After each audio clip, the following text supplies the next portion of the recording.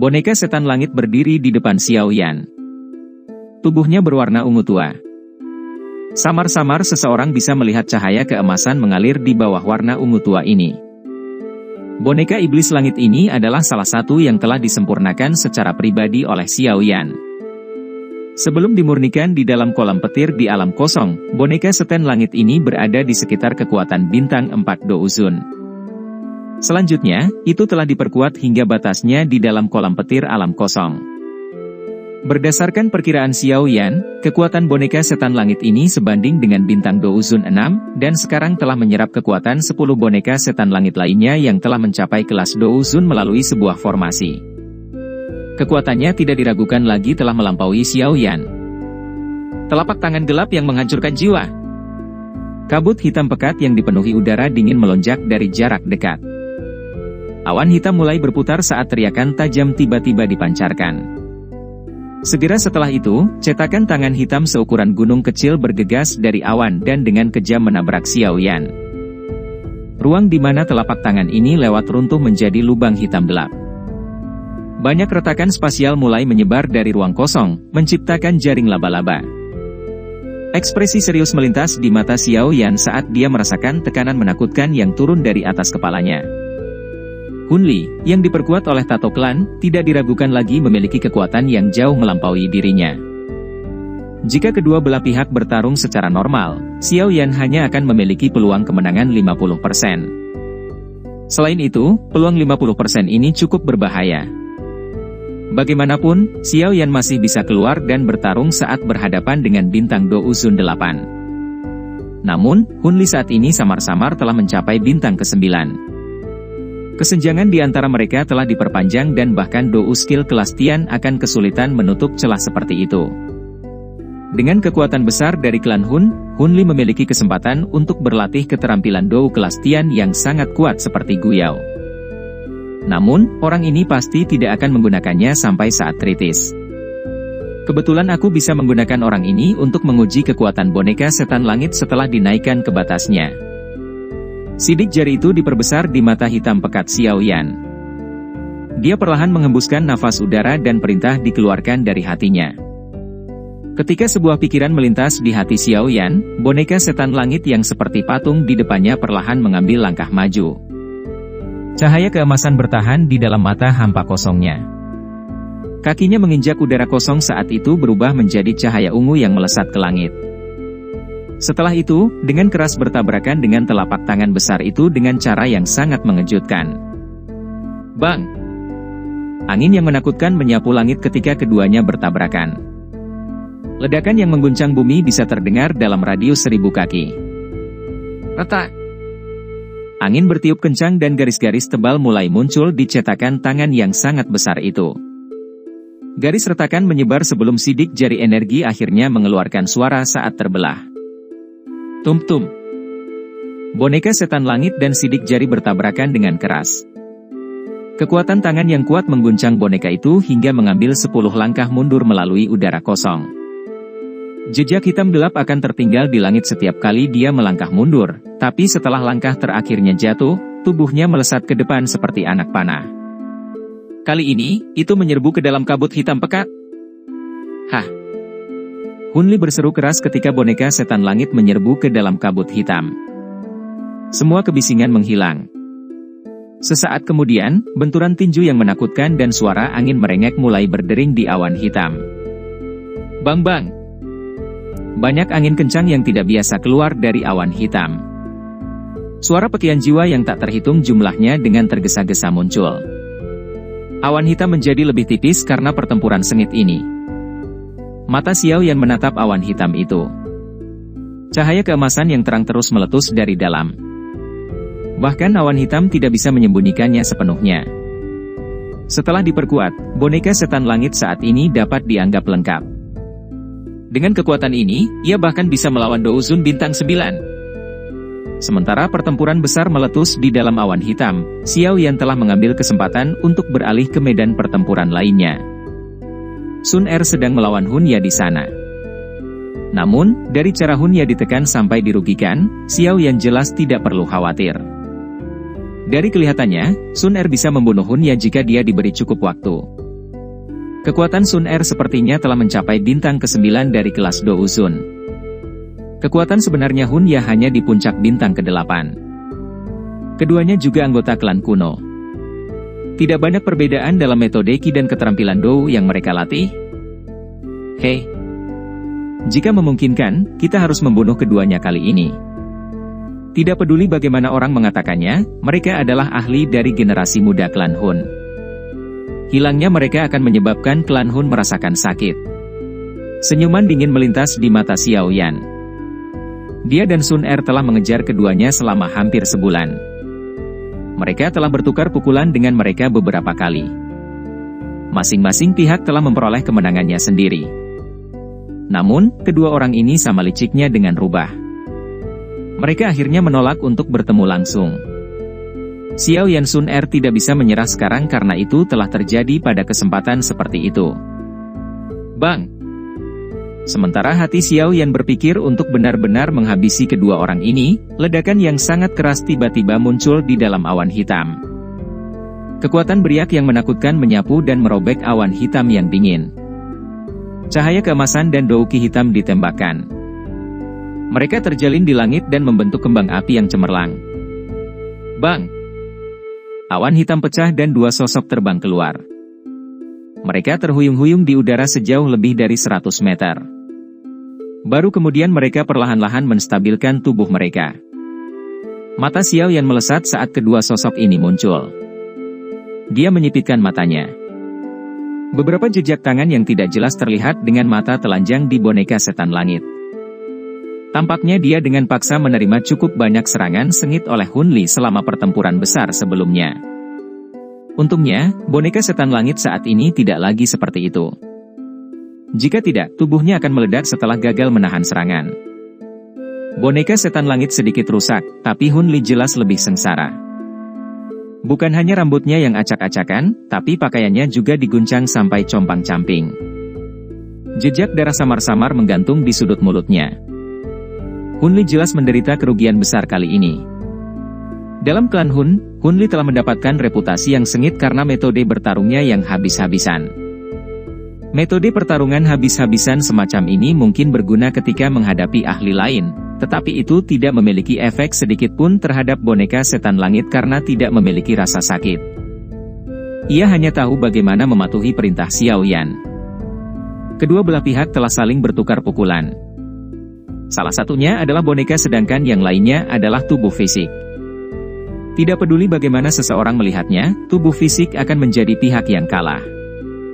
Sialan! Bagaimana orang ini bisa memiliki boneka yang begitu kuat?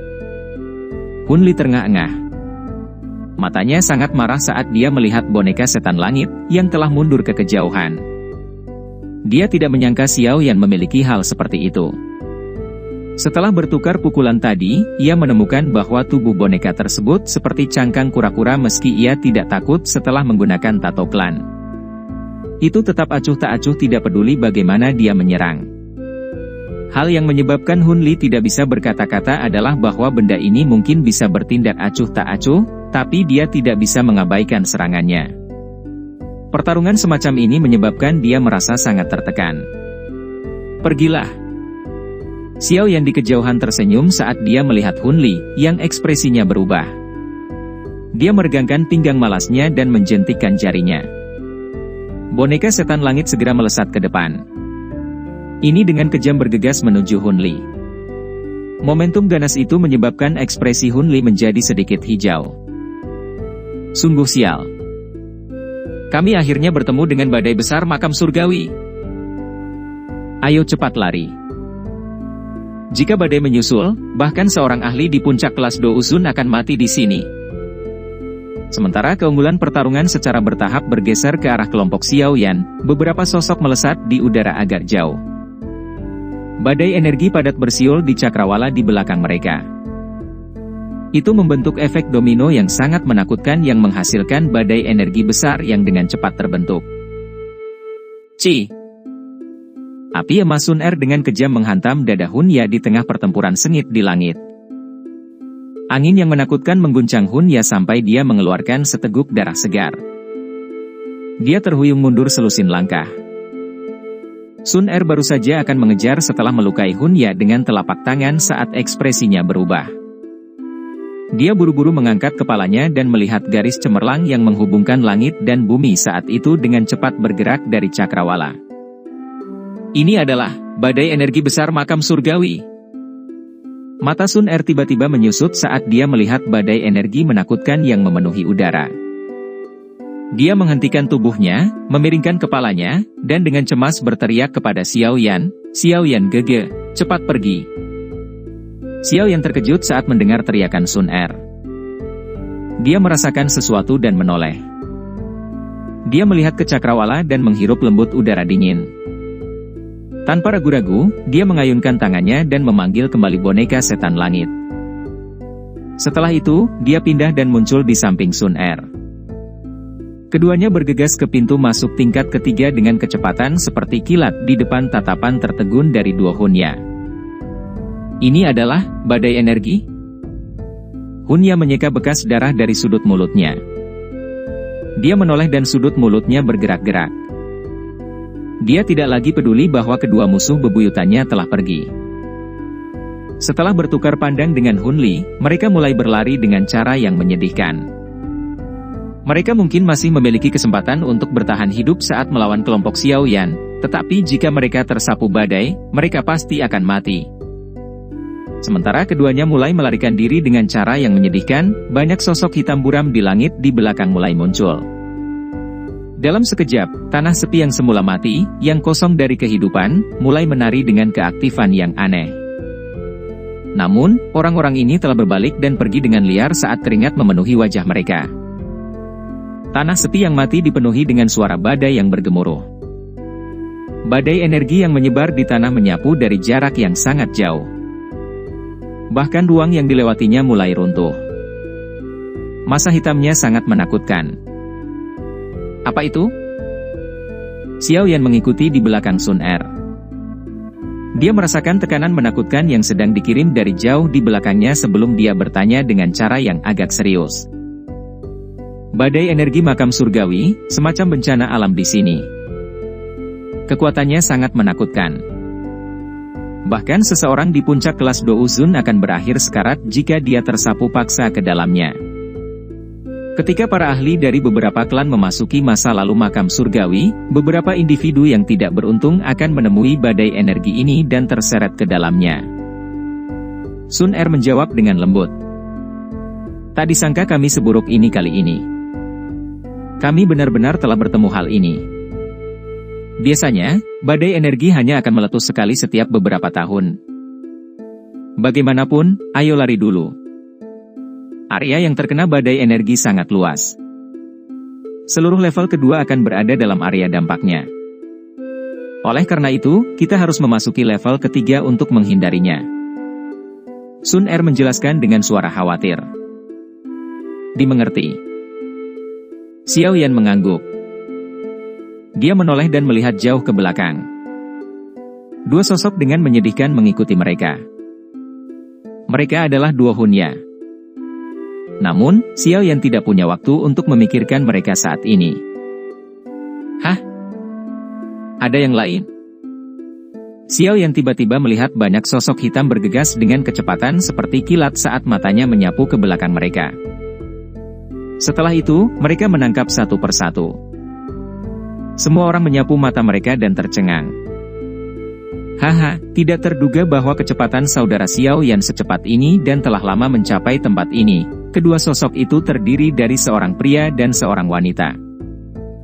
Mereka adalah Huo Xuan dan wanita berpakaian merah dengan kerudung di wajahnya dari klan Yan. Pada saat ini, mata Huo Xuan menatap Xiao Yan di depan. Ekspresinya menjadi salah satu kegembiraan saat dia meningkatkan kecepatannya dan tertawa.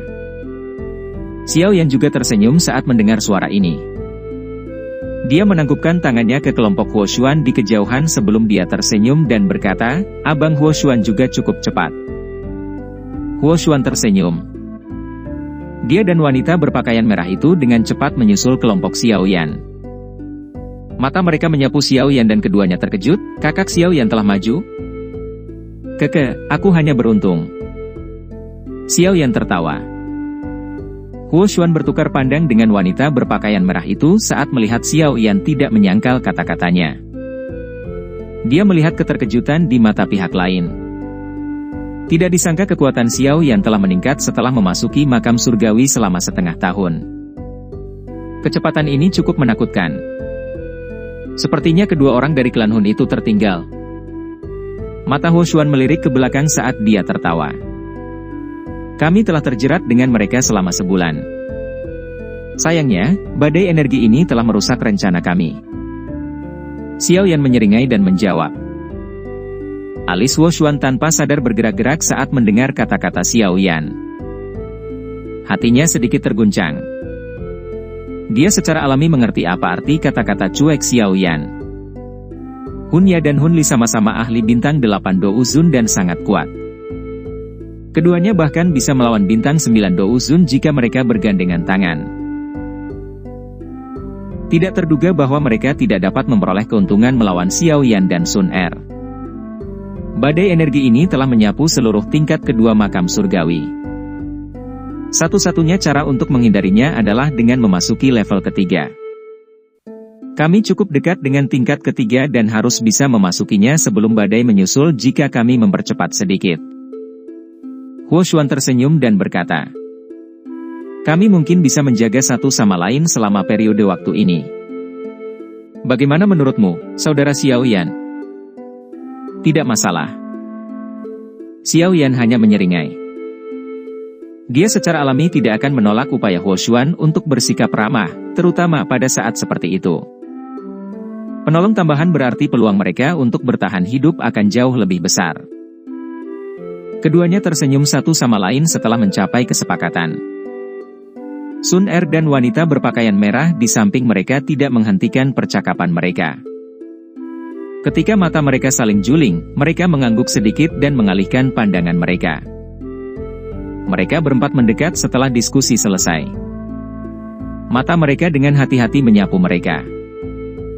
Setelah itu, tubuh mereka melesat ke depan dengan kecepatan seperti kilat. Tidak terduga bahwa orang-orang dari klan Yan telah berkumpul dengan Xiao Yan. Di belakang mereka, Hun Ya murung saat dia melihat duo Xiao Yan berkumpul dengan kelompok Huo Xuan. Ekspresinya tanpa sadar menjadi dingin. Kekuatan bertarung mereka saat ini tidak bisa dibandingkan dengan duo Xiao Yan. Jika mereka ingin mendapatkan pembantu tambahan, dua orang yang akan berada dalam situasi buruk adalah mereka. HMPH, kalian semua bisa senang sedikit lebih lama. Tak satu pun dari kalian akan bisa kabur setelah kita mencapai level ketiga. Ekspresi brutal melintas di mata Hun Ya. Kecepatannya sekali lagi melonjak. Baik dia dan Hun Ya berubah menjadi sosok hitam buram yang dengan cepat terbang ke pintu masuk tingkat ketiga. Pengungsian seseorang berlanjut selama hampir setengah hari. Kecepatan kelompok Xiao yang dipertahankan pada batas selama setengah hari ini. Oleh karena itu, kelelahan douki mereka telah mencapai tingkat yang menakutkan. Untungnya, beberapa dari mereka masih memiliki cukup banyak inti energi yang tersisa di tangan mereka. Oleh karena itu, mereka tidak perlu khawatir tentang menghabiskan douki mereka untuk jangka waktu tertentu. Meskipun douki bekas mereka diisi ulang, pikiran mereka yang lelah menyebabkan kelompok Xiao Yan merasa sedikit lelah. Badai energi dalam pengejaran panas di belakang mereka seperti sabit dewa kematian. Tak satu pun dari mereka berani meremehkannya. Xiao Yan gege, kita dengan cepat mendekati pintu masuk tingkat ketiga. Sun Er tiba-tiba melihat ke kejauhan saat mereka melarikan diri dengan seluruh kekuatan mereka. Dia membuka mulutnya dan berkomentar. Xiao Yan dan Huo Xuan bersukacita saat mendengar kata-katanya. Mereka dengan hati-hati merasakan ke arah itu dan memang bisa merasakan tekanan energi yang samar-samar di kejauhan.